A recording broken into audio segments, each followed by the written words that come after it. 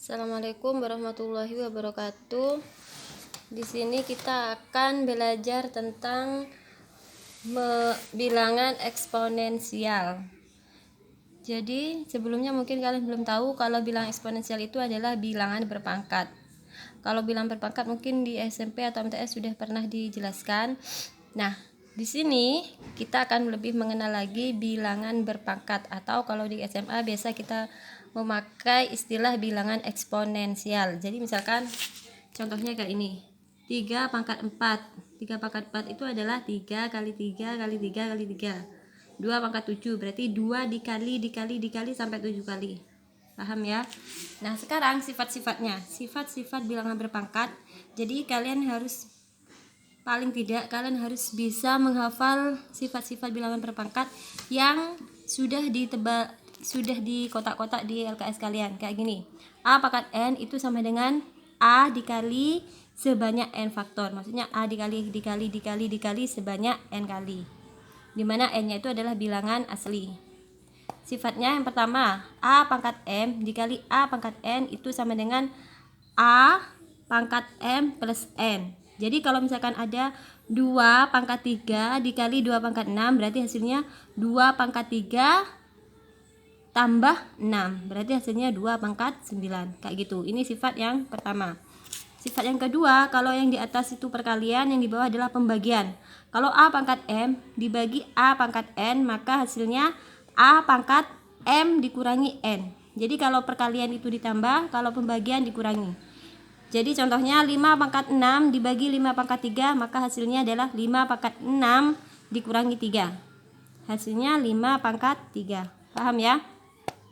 Setelah itu sifat berikutnya, A pangkat M dikali dipangkatkan lagi N, maka itu sama dengan A pangkat M kali N. Kayak gini contohnya, bisa dilihat sendiri.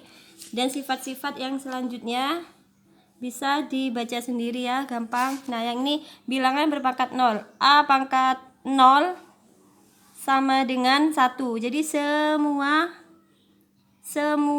bilangan yang dipangkatkan 0 hasilnya 1. Penjelasannya di sini ya.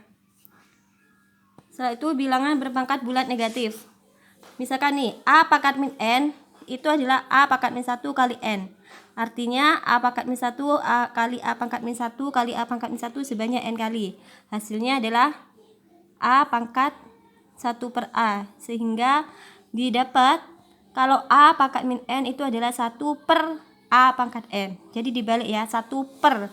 Jadi kalau ada A pangkat min berapa, dia adalah 1 per A pangkat itu ya, paham ya?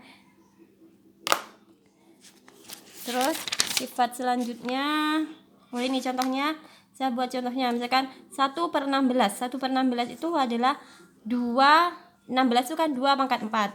Berarti 1 per 16 itu adalah 2 pangkat min 4. Min 4 ya. Setelah itu bilangan berpangkat pecahan. A pangkat M per N. Hasilnya adalah A akar dari N pangkat M.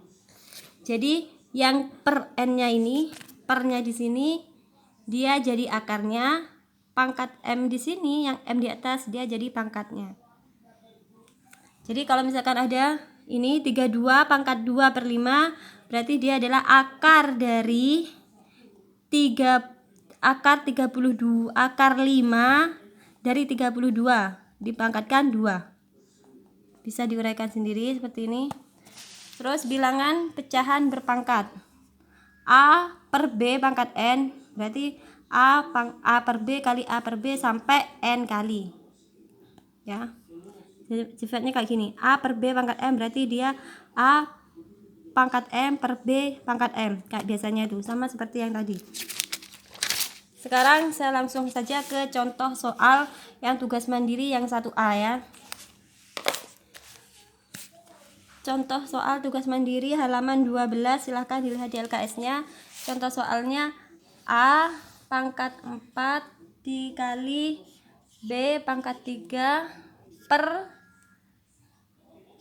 A B pangkat 2 sama dengan, nah dilihat yang sama saja, ini A sama A ya, berarti kita jabarkan A pangkat 4 kali B pangkat 3 per ini kan A kali B, berarti kita pakai sifat yang A kali B pangkat 2, berarti A pangkat 2 dikali B pangkat 2.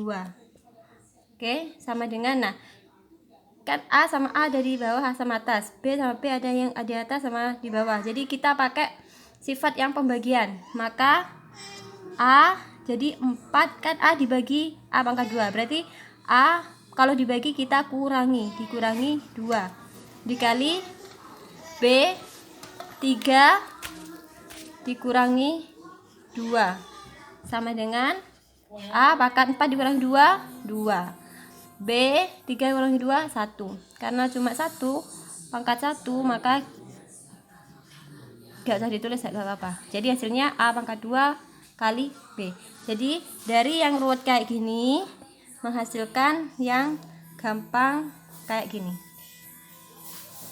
Paham ya? Kalau paham silahkan dikerjakan yang B, yang 1B. Selamat mengerjakan.